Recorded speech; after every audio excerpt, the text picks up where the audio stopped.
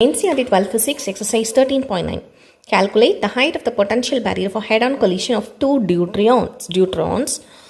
Hint: the height of the potential barrier is given by Coulomb's repulsion between the two deuterons when they are just touch each other.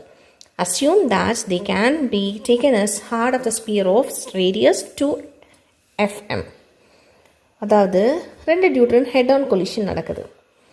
ரெண்டு டியூட்ரியனுடைய radius, இந்த டியூட்ரியனுக்கு 2fm, இதுக்கு 2fm. அப்போது total distance நமக்கு அப்போ என்ன இருக்கும்? 4fm இருக்கும். கரெக்டாக? சரி, இதுதான் டி. இப்போ என்ன கேட்குறாங்க? Height of the potential barrier. யூஸ்வலாக நம்ம பொட்டன்ஷியல் வித் ரெஸ்பெக்ட் நம்ம கூலம்ஸ்லாம் என்ன சொல்லுவோம்? கே q1 q2 பை ஆர்னு எழுதியிருப்போம். ரைட்டா? K q1 q2 by r. இப்போ இந்த ஆர் தான் என்னவா மாறுது? டியாக மாறுது. அப்போது நமக்கு தான் பொட்டன்ஷியல் எனர்ஜி, அதுதான் நமக்கு பொட்டன்ஷியல்.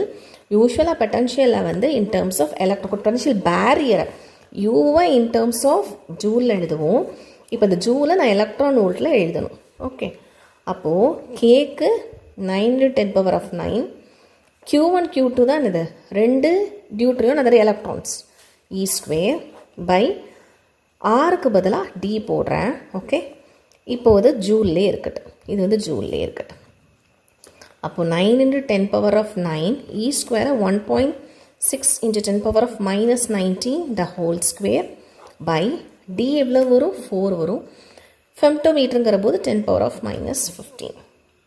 ஓகே, இப்போது ஜூலை எலக்ட்ரான் வோல்ட்டுக்கு மாற்றுறேன். அப்போ டிவைட் பை 1.6 × 10⁻⁻19. அப்போ என்ன பண்ணிக்கலாம்? ஈஸியாக இது எல்லாத்தையும் கேன்சல் பண்ணிக்கலாம். கரெக்டு தானே? இப்போது இதையும் கேன்சல் பண்ணால் இட் இஸ் 0.4 வரும். 9 × 0.4 இஸ் 3.6. ஓகே, × 10⁻9. இங்கே 10⁻19 இருக்கும். இந்த +15 -15 அங்கே போச்சுன்னா +15. ஸோ இதோட வேல்யூ ஆன்சர் என்ன இருக்கும்? இது 24 ஆகும் and 5. So 3.6 × 10⁻5 electron volt. அப்போ இதை நான் இன்னும் எப்படி எழுதிக்கலாம்? 360 × 10⁻3 electron volt which is equal to 360 kilo electron volt எழுதிக்கலாம்.